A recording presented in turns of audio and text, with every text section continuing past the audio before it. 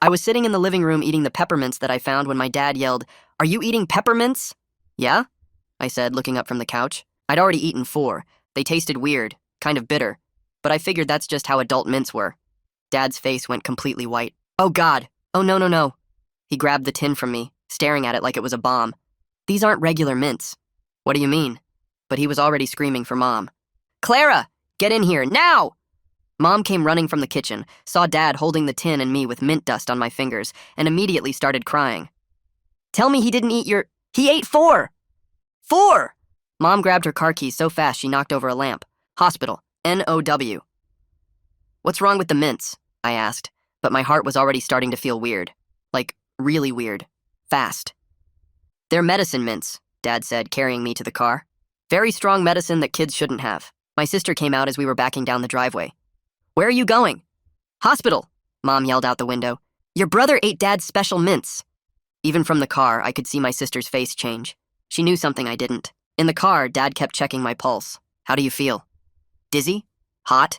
Is your heart racing?" "Yeah," I said, and it was true. My heart was going so fast it felt like when I ran the mile in PE, except I was just sitting there. "It's gonna be okay," Mom said, but she ran 3 red lights. "What kind of medicine?" I asked. My face felt really hot now. Dad and Mom exchanged a look. It's for grown-ups. For blood flow." "Like aspirin?" "Not exactly," Dad muttered. We screeched into the ER parking lot. Dad carried me in yelling about accidental ingestion of medication and 50 milligrams times 5, and numbers that meant nothing to me but made the nurse's eyes go huge. They rushed me straight back.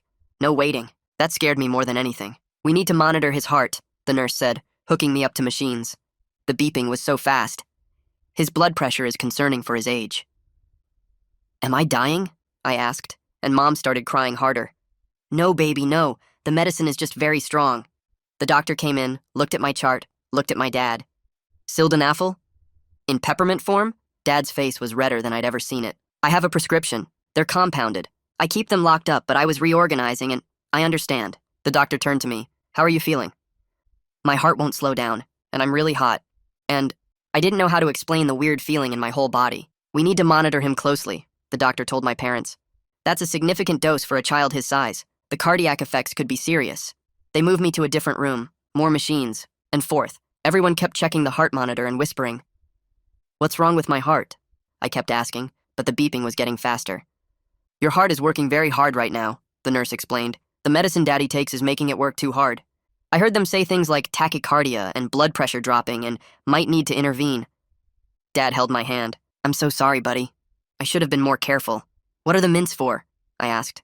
My chest felt tight now, different from before. Dad looked at Mom. Mom looked at the doctor. Nobody wanted to answer. "They help Daddy with grown-up stuff," Mom finally said. My sister had texted me, "OMG, do you know what you ate?" "Dad's Viagra mints, and that's why they're freaking." I didn't know what Viagra was, but the way everyone was acting, it was bad. Really bad. The heart monitor started making different sounds. Urgent sounds. The nurse called for the doctor.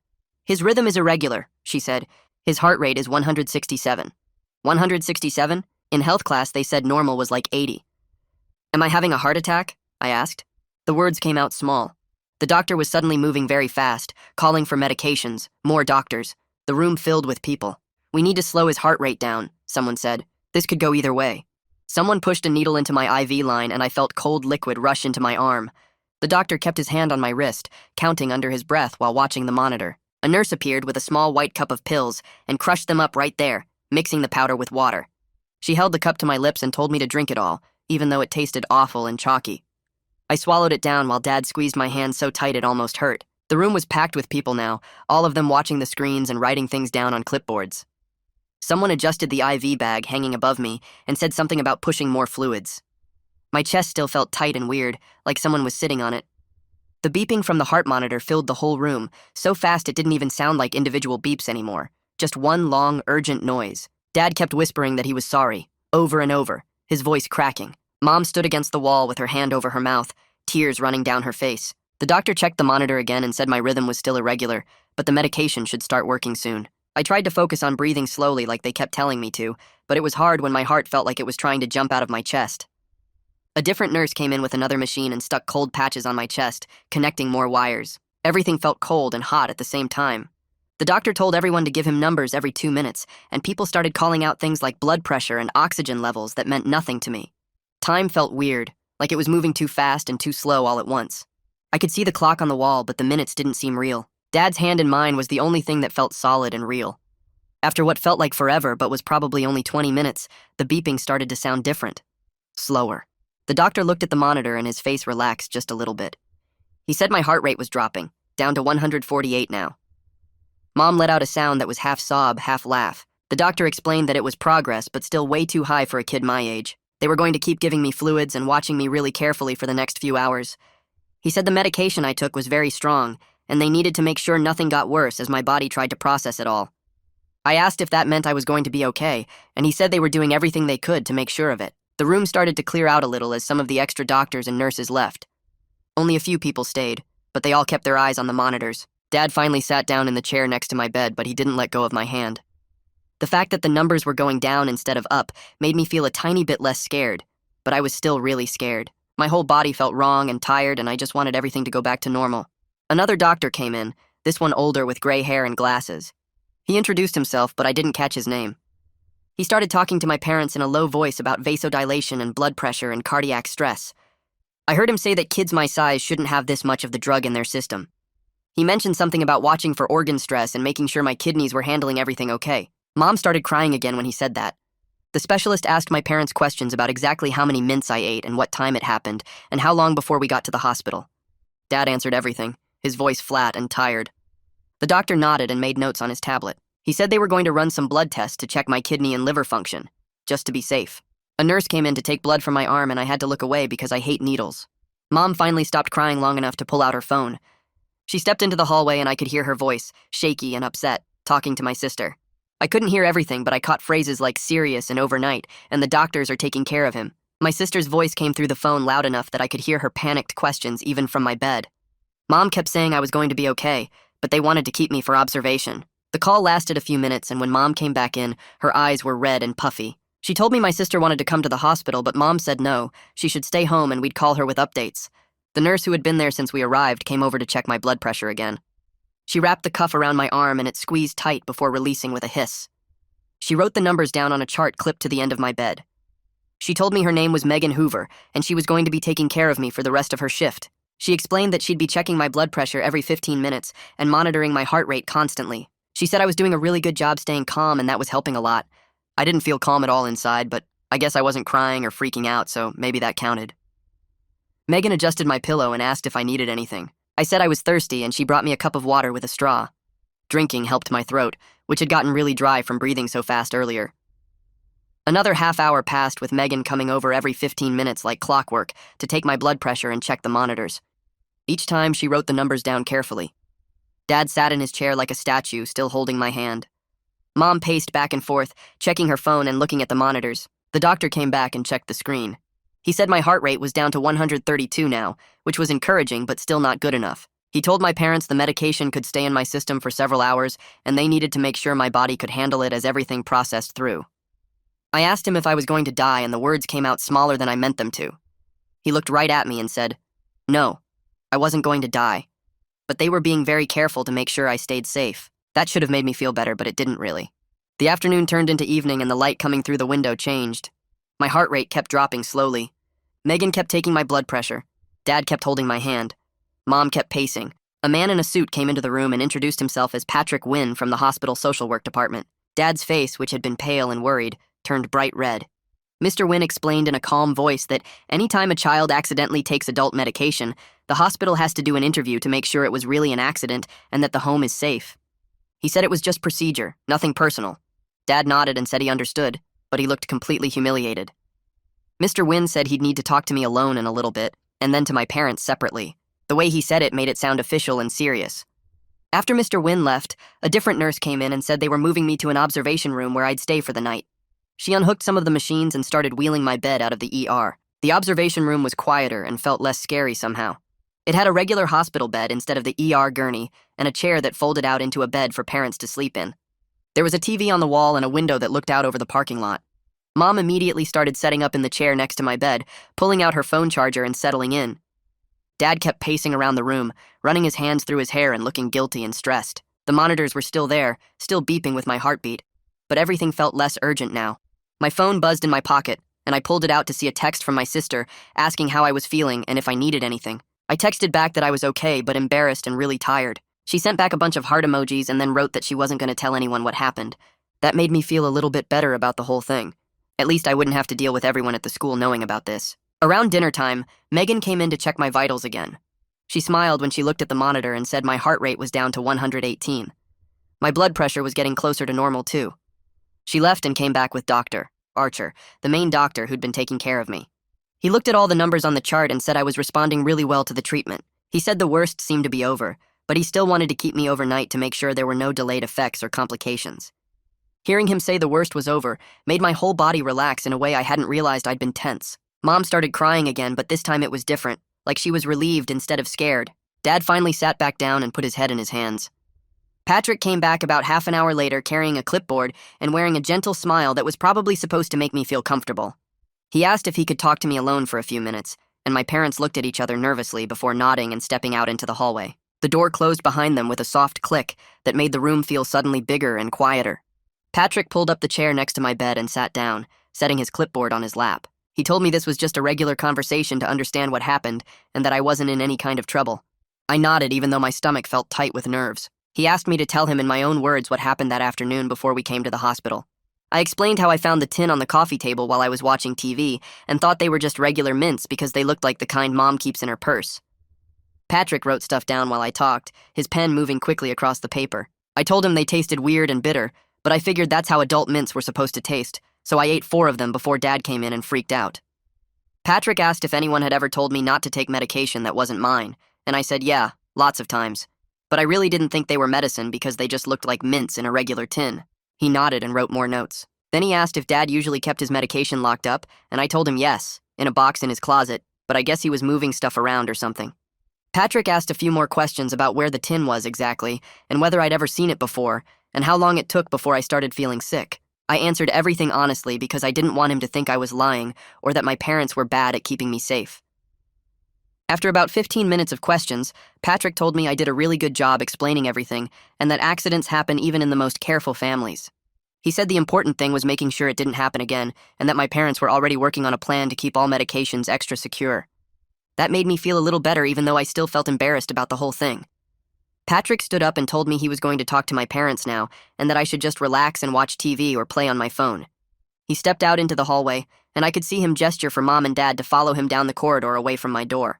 I couldn't hear most of what they were saying, but every few seconds phrases would drift back to me through the partially open door. I heard Patrick say something about medication storage protocols and Dad's voice responding but too quiet to make out the words. Then I caught the phrase safety plan and follow-up visit and Mom saying something that sounded like agreement. I tried not to listen too hard because it felt like eavesdropping, but I couldn't help catching bits and pieces. Dad's face through the window in the door looked completely red and miserable, like he wanted to sink through the floor and disappear. Patrick was gesturing with his hands in a way that seemed calm and professional, not angry or accusing, but Dad still looked like he was lectured by a principal. The conversation went on for maybe 10 minutes before they all walked back toward my room. When they came back in, Patrick shook hands with both my parents and told them he'd be checking in tomorrow morning before I was discharged. He gave me a little wave and told me to feel better soon, then left with his clipboard tucked under his arm. Mom came over and sat down on the edge of my hospital bed, careful not to disturb any of the wires still attached to me. She looked tired but calmer than she had been all day, like talking to Patrick had actually helped somehow instead of making things worse. She reached over and brushed some hair off my forehead in that mom way that's supposed to be comforting. Then she started explaining in a quiet voice that Dad takes the medication for a medical condition that lots of men deal with as they get older. She said it's nothing to be embarrassed about or ashamed of, it's just something his doctor prescribed to help with blood flow and circulation. I nodded even though I was still pretty confused about the whole thing. Mom continued saying that's exactly why the medication is kept locked up normally, because it's very strong and meant only for adults and could be dangerous for kids. She apologized for not being more careful about making sure everything was put away securely after Dad was reorganizing. I told her it was okay, and that I should have asked before eating anything I found lying around. She squeezed my hand and said we all learned an important lesson today about medication safety. The way she said it made it sound less scary and more like something we could actually learn from and move past. Dad was still standing near the window looking guilty, but he gave me a small, sad smile when I looked over at him. My sister showed up around 8 o'clock carrying a big canvas bag stuffed with my things from home. She came through the door and immediately walked over to give me a careful hug, being mindful of all the tubes and wires. She whispered in my ear that she was really glad I was okay and that she'd been worried all afternoon.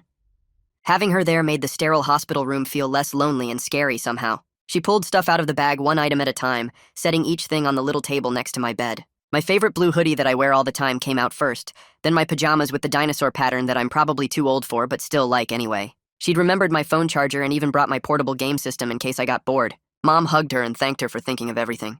My sister sat down in the other chair and asked how I was feeling now. I told her much better than before, but still kind of tired and shaky. She pulled out her phone and showed me a funny video she'd seen earlier to try to cheer me up. We watched a few videos together while Mom and Dad talked quietly near the window about logistics and schedules for tomorrow.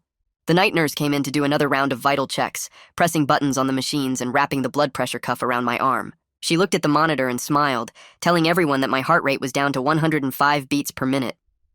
She said that was almost normal for someone my age, and a huge improvement from the scary numbers earlier.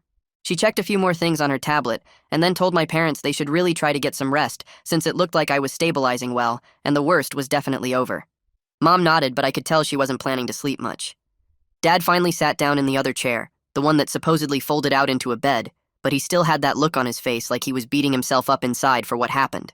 My sister said she should probably head home since visiting hours were almost over, but she'd come back in the morning if I was still here. She gave me another hug and told me to text her if I needed anything during the night. After she left, the room felt quieter again with just me and my parents and the steady beeping of the heart monitor. I tried to sleep, but it was basically impossible even though I felt exhausted down to my bones. The monitors kept beeping every few seconds in this rhythm that should have been soothing but actually kept me awake.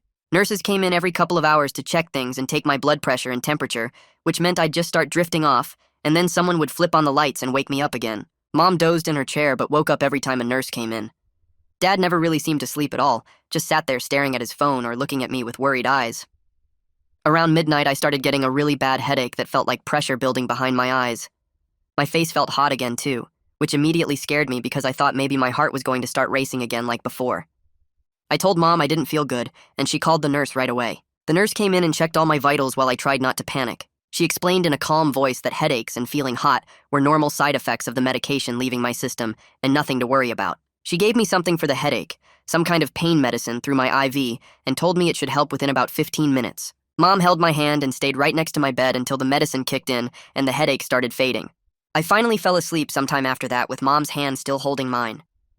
I woke up around 6 in the morning when early light was just starting to come through the window.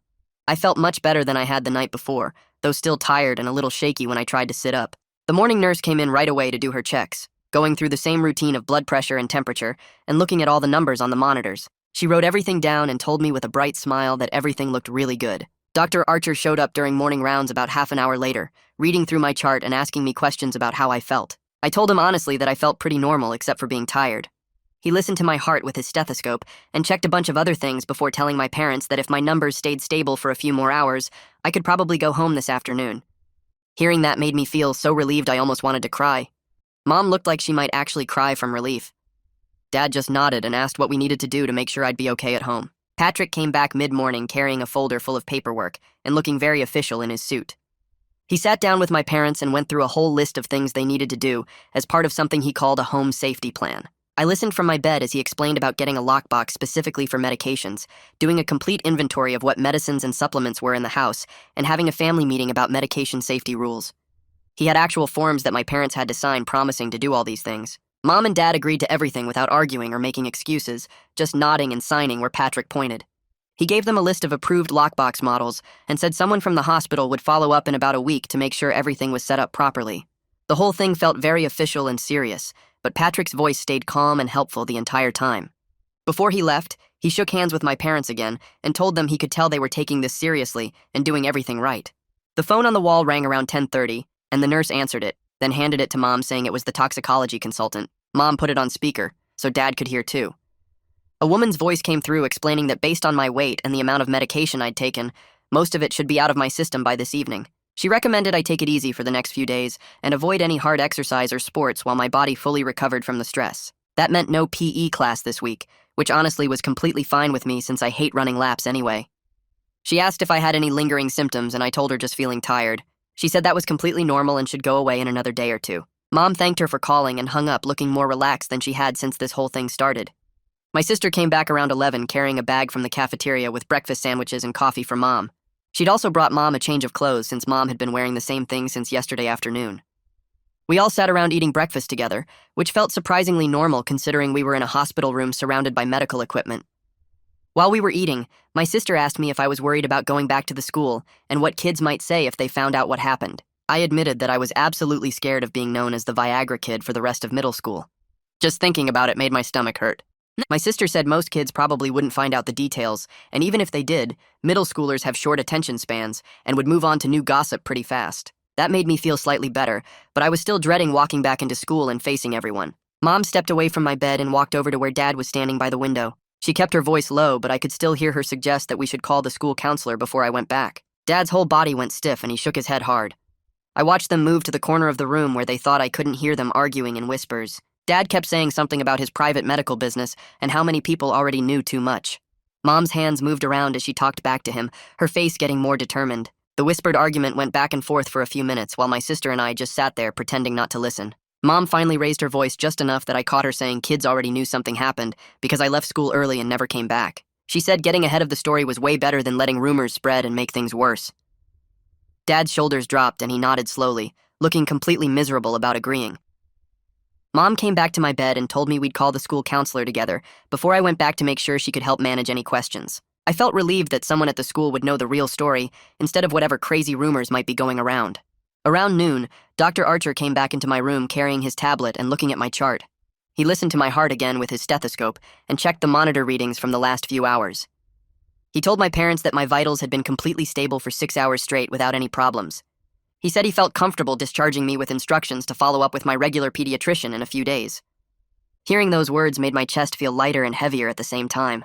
I was so relieved to be leaving the hospital and getting away from all the machines and monitoring. But I also felt anxious about going back to normal life and having to face school and explain what happened.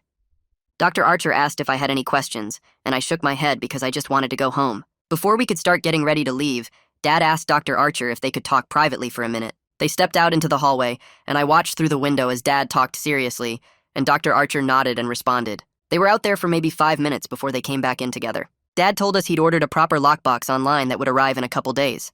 He said until it got there, he was going to keep his medication at his office at work instead of bringing it home. It was a small thing, but hearing him say it out loud made me feel like he was really taking this seriously. Mom squeezed his hand and told him that was a good plan. A woman in business clothes came into the room carrying a folder and introduced herself as someone from the billing department. She sat down with my parents and started going over numbers and costs from my stay. I heard her say things like emergency room visit and overnight observation and specialist consultation. Each thing she listed made Mom's face get tighter and more stressed looking. The woman explained they could set up a payment plan to make it more manageable. Mom said they'd figure it out and sign some papers. I felt guilty sitting there knowing this whole thing was costing my family so much money because I ate mints I shouldn't have touched. The billing woman left, and Mom put the folder in her bag without saying anything about the cost. We finally got the discharge paperwork around 2 in the afternoon. Megan came in one last time to go over everything with my parents. She gave them a sheet with warning signs to watch for over the next few days. She told them to bring me back immediately if I had any chest pain or trouble breathing, or if my heart started racing again. She looked at me and smiled, telling me I was a great patient and she was glad I was feeling better. I thanked her for being so nice during everything. She helped me get unhooked from the last monitor and took out my IV, which stung a little but wasn't too bad. Mom gathered up all our stuff while Dad went to pull the car around to the entrance. The car ride home was really quiet at first. Nobody turned on the radio, and we just drove in silence for a while. Dad finally broke the quiet by clearing his throat and starting to apologize for real this time. He explained he'd been reorganizing his nightstand and left the tin out for just a few minutes while he was sorting things. He said that was all it took for me to find them, and he should have been more careful. His voice sounded heavy with guilt and regret. I told him I forgave him because I could see how bad he felt about the whole thing. I said I knew it was an accident and he didn't mean for any of this to happen. Mom reached over and squeezed Dad's shoulder from the passenger seat. When we got home, Dad didn't even wait to bring stuff inside before taking me straight to his bedroom. He opened his closet and showed me a locked metal toolbox on the very top shelf. He explained that all his medications were in there now, where nobody could accidentally get to them. He handed the only key to Mom right in front of me and promised he'd be more careful until the real lockbox arrived. Watching my parents deal with all this was embarrassing, but I appreciated that they were actually taking steps to fix things. My sister had beaten us home and already had the couch set up with blankets and pillows. She told me to get comfortable and turned on my favorite show without me even asking. She sat down next to me, and we didn't talk about what happened at all. We just hung out watching TV like we normally would on any regular day. It felt really good to have something feel normal again after all the chaos of the last 24 hours. That evening after dinner, Mom took her phone into the kitchen to make a call. I could hear her talking to Dr. Temple, my regular pediatrician, about scheduling a follow-up appointment. When she came back, she told us Dr. Temple wanted to see me in 2 days to check my heart and make sure everything was back to normal. She also said Dr. Temple wanted to talk to my parents about the home safety plan, which meant more embarrassing conversations were coming. Mom grabbed her laptop from the kitchen table and set it up on the coffee table where I was sitting. She opened the video call app and started dialing the school counselor while I sat there feeling my stomach twist into knots. The screen connected, and Ms. McGregor appeared, sitting at her desk with bookshelves behind her. Mom explained what happened using careful words that didn't give away the embarrassing details. She said I'd had an accidental medication ingestion that required a hospital stay, but I was fully recovered now. Ms. McGregor nodded along and asked a few questions about my current condition and when I might be ready to come back. Mom told her I was physically fine, but we were concerned about how to handle questions from other students. Ms. McGregor looked directly at the camera and told me she understood this was a difficult situation. She said we could work together on a plan for handling any questions or comments when I returned to the school. Her voice was calm and matter-of-fact, like this was just another problem she dealt with all the time. That made me feel slightly less panicked about the whole thing. Ms. McGregor suggested I take an extra day to recover and come back Thursday instead of Wednesday. She also offered to talk to my teachers privately so they'd know I was dealing with a medical issue and could cut me some slack on missed work. I felt grateful for the extra day because the thought of walking into school tomorrow made me want to throw up. Mom thanked her and they ended the call after agreeing to touch base again tomorrow. I sat there staring at the blank laptop screen, feeling relieved that at least someone at the school would be on my side. My sister came downstairs and announced she was ordering pizza for dinner because nobody felt like cooking after the day we'd had. She pulled out her phone and started scrolling through options while asking what everyone wanted. Dad said he didn't care, and Mom just nodded absently. My sister ordered 2 large pizzas with different toppings so everyone could have something they liked. While we waited for the delivery, she started telling this funny story about her roommate at college who accidentally locked herself out of their dorm room wearing only a towel. She acted out the whole thing with dramatic gestures and voices, making it way funnier than it probably was.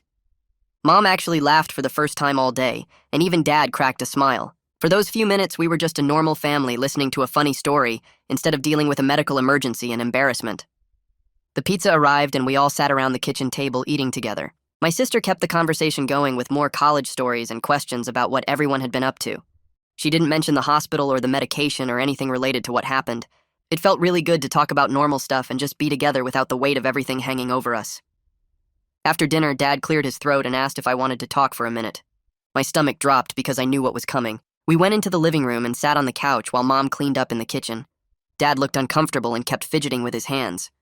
He started explaining what the medication was actually for, using words that weren't too detailed but were honest. He said it was for blood flow issues that some men deal with as they get older, and it was a completely normal medical thing that lots of people needed. He emphasized that there was nothing weird or wrong about taking it. I felt my face get hot with embarrassment, but I appreciated that he was being straight with me instead of making up some story. He explained that the medication worked by increasing blood flow to certain areas, and that's why it was so dangerous for a kid to take that much. My heart couldn't handle the strain the way an adult's could. I nodded along even though I really didn't want to be having this conversation. Dad finished by saying he should have been more careful with storage, and he was sorry I had to learn about all this the hard way. Mom came in from the kitchen and sat down with us. She added that the bigger lesson here was about medication safety in general. She made it clear that all medications were off limits, unless they were specifically prescribed to me by a doctor. She listed out new household rules while Dad and I listened. No taking anything from the medicine cabinet ever. No sharing medications with friends even if they seemed harmless. Always ask an adult first before taking any pill or medicine. She said these rules weren't about punishment, but about keeping everyone safe. I agreed to follow the rules because after spending a night in the hospital, I definitely wasn't going to mess around with medications again. That night, I finally got to sleep in my own bed for the first time since the hospital. I climbed under my familiar blankets and felt relieved to be home and okay. My body was still tired and a little sore from everything, but mostly I just felt grateful. I could hear my parents talking quietly in their room down the hall, and I knew they were probably still processing everything that happened. I fell asleep listening to the normal sounds of home instead of hospital machines beeping. The next morning, I woke up to sunlight coming through my window instead of fluorescent hospital lights. Dad was already at his computer sending an email to Miss McGregor.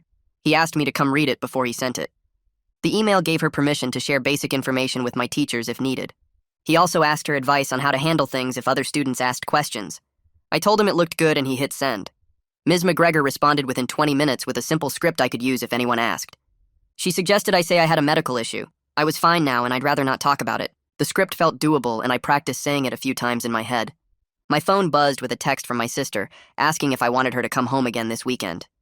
I texted back that she didn't have to, but I appreciated the offer. She sent back a long message saying she was going to shut down any jokes or comments if she heard anything from her friends who had younger siblings at my school. She said nobody was going to mess with her little brother.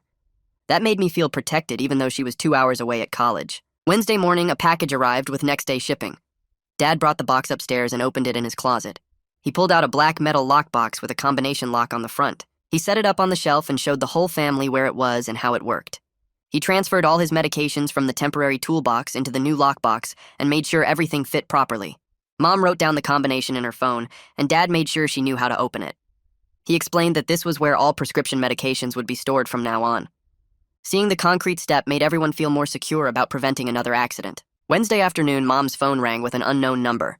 She answered it, and I watched her face change as she listened. She told whoever was calling that she understood, and yes, Friday morning would work. After she hung up, she explained it was a caseworker from CPS calling to schedule a home visit. She said this was standard procedure for any pediatric medication ingestion, and we weren't in trouble. I could tell she was nervous, though, by the way she immediately started tidying up the living room. The visit was scheduled for Friday morning, which gave us 2 days to prepare. Mom spent the rest of the afternoon making sure the house was clean and organized. She kept saying it was fine and just routine, but her actions showed she was worried about making a good impression. Dad came home early from work, and they talked quietly about what to expect during the visit. I tried not to think about a stranger from CPS coming to our house to inspect how we lived. Wednesday morning, I woke up late and just stayed in my room for a while. Mom brought me toast and orange juice on a tray, which felt weird but nice. She sat on the edge of my bed and asked how I was feeling. I told her my body felt okay, but I was nervous about school. She said I could take the day to rest, and that was fine with me. I opened my laptop and checked the emails from my teachers. Mrs. Harrison sent math worksheets. Mr. Chen sent reading assignments. Ms. Rodriguez sent a science packet. I worked through the math first because that was easiest. My brain felt slow, and I had to read some problems twice. The science packet was about cells, and I got through half before I needed a break. I kept thinking about tomorrow and what kids would say. Would everyone know what happened? Would they make jokes? My stomach felt tight every time I thought about walking into school. Mom checked on me around lunch and brought a sandwich. She didn't ask about the schoolwork, just sat with me while I ate. Dad came home early from work and knocked on my door. He asked if I wanted to watch a movie together. We went downstairs and put on something funny. It helped distract me for a while. My sister texted asking how I was doing. I sent back that I was fine, just bored. She said she'd call me later. The afternoon dragged by slowly. I finished the science packet and started the reading assignment. It was a short story about a kid who got lost in the woods. I couldn't focus on it very well. My mind kept jumping to the school and what I would say if people asked questions. Mom made spaghetti for dinner and we ate together as a family. Nobody talked about the hospital or the medication or Friday's CPS visit. We just had normal dinner conversation about Dad's work project and what was on TV later. After dinner, I went back to my room and played games on my phone. Around 8, my sister video called like she promised. Her face filled the screen and she was sitting at her desk in her dorm room. We talked about her biology class and how hard the tests were. She complained about her roommate leaving dirty dishes everywhere. I told her about the show we both watch and what happened in the latest episode. We argued about which character was the best. She talked about some drama with her friends and a party she went to last weekend. It felt good to talk about normal stuff that had nothing to do with hospitals or medications or any of the mess from this week. We talked for almost an hour just bouncing between random topics.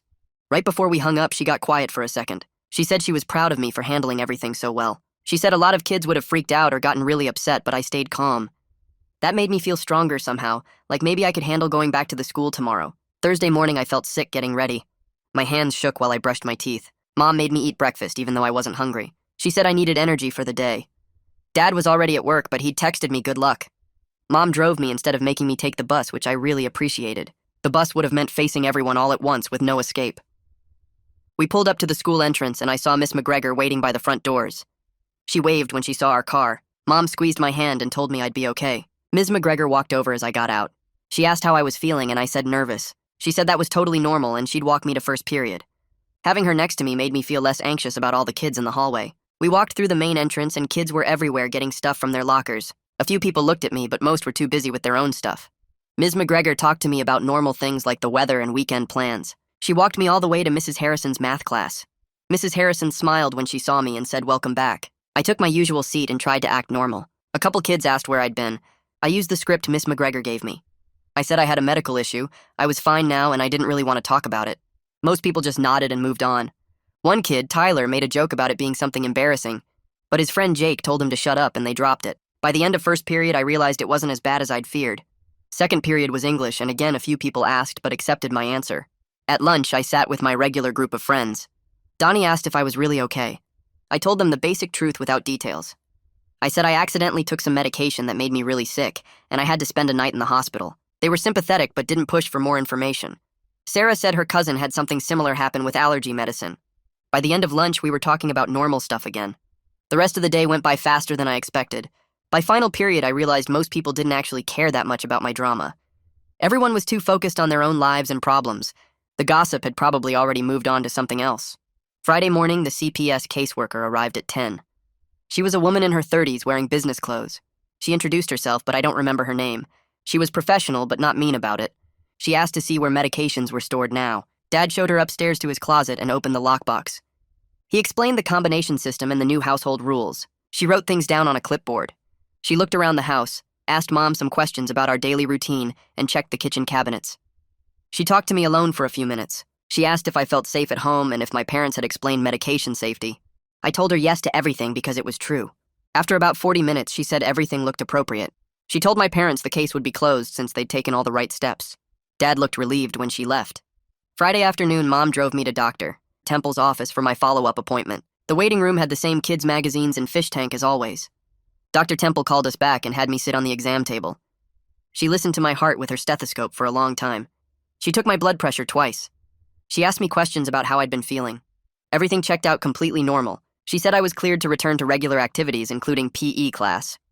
She told my parents they'd handled the situation really well, and the safety measures they put in place were exactly right. Mom thanked her and scheduled my next regular checkup for 3 months from now. Over the weekend, Dad had an appointment with his own doctor. He came home Saturday afternoon and told Mom he was switching to regular pills instead of the mint form.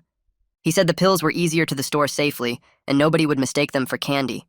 He seemed relieved to have found a better solution. The new prescription would be ready by Monday. Sunday night felt different from the rest of the week. Everyone was more relaxed.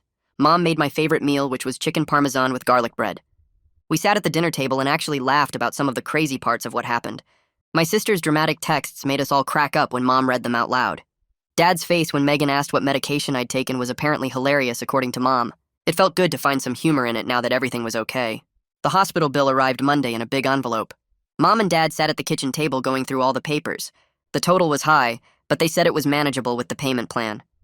They spent an hour going over the budget and figuring out where to adjust things. They made it clear they weren't making me feel guilty about the cost. Dad said my health was worth any amount of money. Mom agreed and said they were just glad I was okay. They set up automatic payments and filed everything away. Monday morning, I walked into school expecting the worst, but got something way different. A few kids asked how I was feeling, and I used the same basic answer from Thursday. Nobody pushed for details or made jokes. By second period, I realized most people had already moved on to other stuff. There was drama about someone's boyfriend texting another girl, and a fight that almost happened at lunch on Friday. My hospital stay was old news. At lunch, my friends talked about weekend plans and video games. Donnie mentioned my absence once just to check I was really okay, and then we talked about normal things. By the end of the day, I felt stupid for being so worried. Middle school kids forget stuff fast when there's always new gossip happening. That Wednesday, Patrick called the house and talked to my parents for about 20 minutes. I could hear Dad explaining how the lockbox was working and showing him we'd moved to regular pills instead of mints. Mom walked him through our new routine for checking medications were locked up. Patrick asked a bunch of questions about whether there had been any other safety issues or concerns. Dad told him everything was going smoothly, and we'd followed all the recommendations from the hospital. Patrick said he was satisfied with how the family had responded, and he was closing the case officially. Mom thanked him and hung up looking relieved. Dad sat down at the kitchen table and let out a huge breath like he'd been holding it for days. Friday afternoon, my sister came home for the weekend. She brought her laundry and a bag of snacks from the campus store. After dinner, we ended up in the living room, just the two of us, while Mom and Dad cleaned up. She asked how I was really doing, and I told her honestly that I felt fine now. She admitted she'd been really scared when Mom called from the hospital that first day. She said she kept imagining the worst possible outcomes and didn't know what to do stuck at college 2 hours away. I told her it helped a lot having her there at the hospital and how she made everything feel less awful by just being normal. She smiled and said she was glad she could help. We sat there quiet for a minute and then started watching a show together. It felt different between us now. Not bad different, just closer somehow. 2 weeks after everything happened, I noticed things felt completely back to normal. The lockbox in Dad's closet was just part of the routine now. Nobody thought twice about it. Mom and Dad were more careful about all safety stuff in general. They started locking cleaning supplies under the sink and keeping sharp things put away better. At the school, my friends had totally forgotten about my hospital stay. We talked about homework and games and regular stuff. Nobody brought up that Thursday I left early or asked follow-up questions. I was just another kid again instead of the one with the medical emergency. My grades were fine and I'd caught up on all the work I missed. PE class was normal. Everything was normal. The hospital bill payment showed up on the credit card statement, and Mom showed it to Dad at the kitchen table. They'd set it to auto-pay so they wouldn't have to think about it every month. Mom said they adjusted the budget by cutting back on eating out and some subscription services they didn't really use. It wasn't causing huge stress. Just a minor thing they'd deal with for the next several months. Dad said at least the insurance covered most of it. Mom agreed and said my health was worth way more than any amount of money. They filed the statement away and went back to making dinner. One night, about 3 weeks in, Dad knocked on my bedroom door while I was doing homework. He came in and sat on the edge of my bed. He said he wanted to thank me for being so mature about everything that happened. He said a lot of kids would have been really angry or held a grudge against him for the mistake. I told him everyone makes mistakes and I could see he'd done everything possible to make sure it never happened again. He looked relieved when I said that. We talked for a few more minutes about school and regular stuff, and then he left. It felt good to clear the air completely. That same weekend, my sister was home again, and we had a moment alone in the kitchen. She was making a sandwich and I was getting a drink. She said at least I had a crazy story for when I was older, even if I couldn't tell it yet. We both laughed about how someday this would be a funny family story instead of an embarrassing nightmare. She said in 10 years we'd probably joke about it at Thanksgiving. I said maybe in 20 years. We laughed again, and it felt way less heavy than it did 2 weeks ago. The whole thing was already starting to feel like something that happened a long time ago, instead of recently. Sunday afternoon, Mom was doing something at the kitchen counter with a marker and paper. I walked over and saw she was writing down rules. She had a list of the new medication safety rules we'd all agreed on. All medications in the lockbox. Only take what's prescribed to you. Always ask an adult first. She laminated the paper with the machine we use for school projects and stuck it on the fridge with a magnet. It looked official there in Mom's neat handwriting. Everyone in the family knew the rules now, and seeing them written down made it feel important and permanent. 3 weeks after everything happened, I realized one morning that I felt completely normal again. My heart was fine when I checked my pulse. My energy was back to regular levels. I wasn't anxious about school or what people might think or say. The whole experience felt distant somehow, like it happened to someone else even though I knew it was real and serious. I could remember being in the hospital and feeling scared, but it didn't have the same weight anymore. It was just a thing that happened and now it was over. Life settled into a comfortable routine where the incident was just part of our family history. Not a current crisis or something we talked about every day. We were closer as a family because we went through something scary together and came out okay on the other side. The lockbox sat in Dad's closet doing its job. I never thought twice about taking random mints or pills I found anywhere. That habit was completely gone. We learned our lesson as a family, made our changes, moved forward without drama or trauma hanging over us. Everything was just normal life again. That is how it went for me. But now I want to hear your version because you always have something interesting to add. Share your thoughts in the comments and I will be reading through them later. You never disappoint.